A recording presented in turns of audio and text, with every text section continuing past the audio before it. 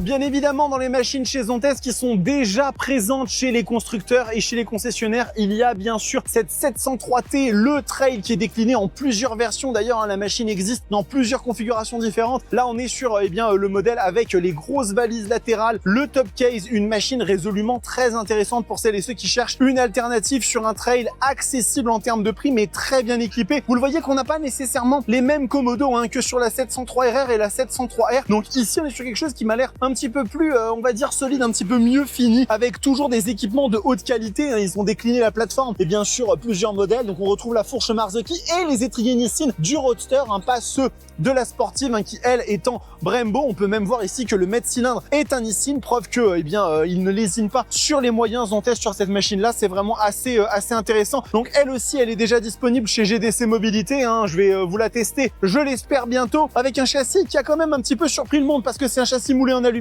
Donc il y a quand même pas mal de choses à en dire sur cette moto. En tout cas, ce qui est sûr et certain, c'est que Zontes monte en puissance. Il y a encore beaucoup de choses à voir chez le constructeur chinois. Donc, je vais continuer à vous emmener avec moi sur cette visite de l'EICMA 2025, les amis. Et on reste bien connectés pour la suite des événements.